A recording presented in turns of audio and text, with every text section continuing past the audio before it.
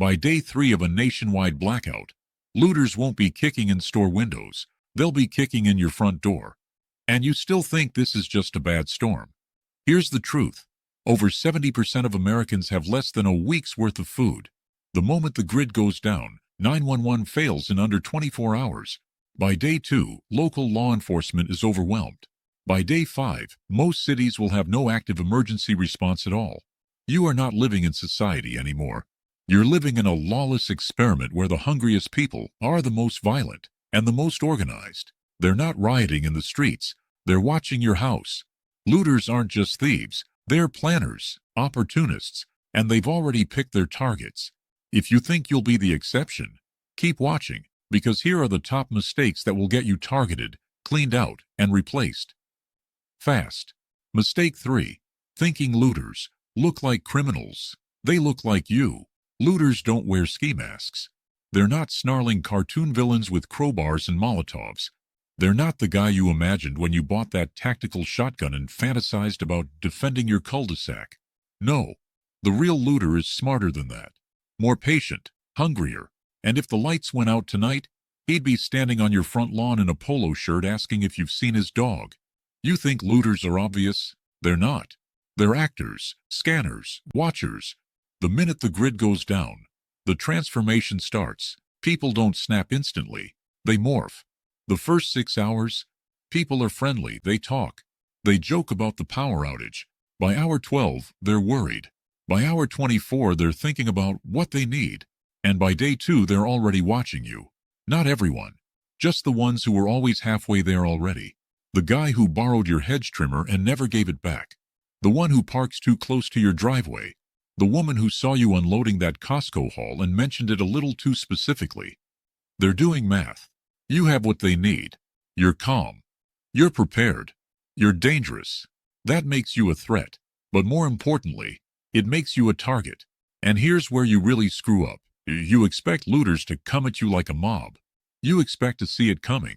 But looters, real looters, the kind who don't just want your stuff, they want to replace you. They'll knock. They'll ask for help. They'll cry. They'll send their kid. They'll come during the day with a limp and a sob story. And if that doesn't work, they'll come back at night without the limp and with 3 of their friends. You want to know what looters look for? They look for light, sound, movement. They look for patterns. You take the same smoke break on the porch every night? Now they know where you are. You use the same flashlight to check the yard at 10 p.m.? Now they know your blind spot. They don't break in on day 1. They watch on day 1. They log your movements. They figure out who lives in your house, who's sick, who's weak, who's armed. If you're a fortress, they go around. But if you're a pantry with a heartbeat, they come back. You're not defending against criminals. You're defending against neighbors, coworkers, old drinking buddies, the people who got scared enough to turn. That's what no one wants to admit. The people you trust will loot you first because they already know what you have. You think looting means running into a Walmart with a trash bag. That's rookie hour. Real looting is quiet, personal, surgical. It happens at 4 a.m. when you finally let yourself sleep. It happens when you leave a window cracked for fresh air. It happens when you say, just one candle won't hurt. And when you hear the sound, it won't be a door smashing. It'll be a whisper, a creak, a breath on the stairs. You want to survive. Stop thinking looters are criminals. Start assuming they're everyone. Start watching like they watch. Change your routine daily. Use red light only. Muffle every sound. Don't just lock doors. Block them. Create choke points, noise traps, trip hazards. And for the love of everything that's still alive, stop telling people what you have. Because if the grid fails and you've still got heat, water, and calories, you're not a neighbor anymore. You're a resource, and resources get extracted. Mistake 2. Believing looters only strike at night. They hit you when you feel safe. You've watched too many movies if you think looters crawl out of the shadows at midnight, like sewer goblins. That's not how real predators work. Real predators wait for daylight. They wait for routine. They wait for comfort. Because comfort makes you stupid. Comfort makes you predictable. And predictable people get cleaned out before they even know they're being hunted. You think darkness is the danger zone? Nah. The real danger zone is 2 p.m. When you finally let your guard down, stretch your legs, step onto the porch, and pretend for 5 seconds that life is normal again. That's when the looters strike. Not with masks or bats, but with clipboards, polite voices, backpacks that look harmless, and faces designed to look familiar. In every real collapse, Bosnia, Katrina, Venezuela, looters did their best work during the day when people least expected it. Why? Because daytime gives them cover.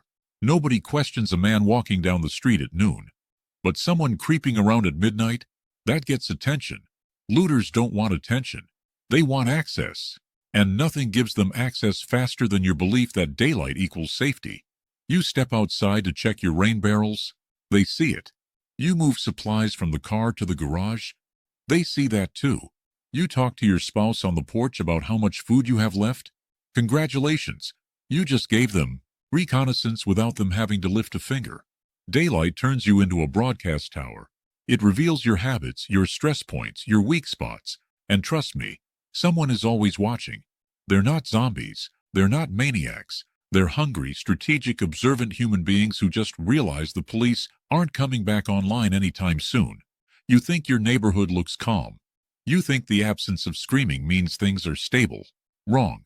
The real chaos happens in the quiet. The smart looters, the professional ones, use the first 72 hours to gather intel. They watch who's panicking, who's calm, who's armed, who's not. They watch who's guarding their home and who's treating this like just another outage. And the worst part? You won't even know they were scouting you until they show up at your door pretending to need help, pretending they're checking on neighbors, pretending they're from the city, pretending they know you from somewhere. Anything to force you to drop your guard for 3 seconds. 3 seconds is all it takes to map your entry points, your windows, your hinges, your door frame. And if they can't get in right then, they'll smile, thank you, and walk away like they're normal people. You'll think nothing of it. But now they know where to hit you. And you still think daylight is safe. Let me give you the truth. Looters attack at night only when desperate, but they plan their attacks in the daytime. And your biggest mistake, the one that gets entire families wiped out, is ignoring the daytime reconnaissance phase. You're thinking about intruders. They're thinking about timelines. You miss one detail, just one. A window that doesn't latch, a side gate that doesn't lock, a blind spot near the garage, and boom, that becomes their entry point at 3 a.m. And when they come through, it won't be with finesse. It'll be fast, violent, and final. So what do? You treat daytime like nighttime. You treat noon like midnight. You move like a ghost. You don't stand in doorways. You don't talk loudly near windows. You don't show tools, food, or water outside. You limit your movement. You break your routine. You assume anyone approaching you is a scout, not a saint. Because kindness dies first in a collapse, and curiosity gets you killed right after. Looters don't need darkness. They need your confidence. And if you give them even a sliver of it, they will take everything else. Mistake 1. Thinking looters want your stuff? They want your spot. You still don't get it. You think looters are after your food, your gas, your ammo, your generator. And yeah, maybe some of them are. The dumb ones, the panicked ones, the ones acting on instinct. But the smart ones, the patient, calculating ones, they don't just want your supplies. They want your position. They want your life. They want to be you. And that's the mistake that gets people gutted. Because once the power goes out for good, this stops being about theft. This becomes a quiet, methodical game of replacement. They don't want your 5-gallon bucket of beans. They want your house, your shelter, your defensible location, your rainwater setup, your fireplace, your woodpile. They want the life you built, because they didn't build one themselves. And now it's too late to start from scratch. You think they'll just take what they can carry. No. They'll take everything. They'll take you out of the equation and slide right into your shoes like it was always theirs. You spent years prepping.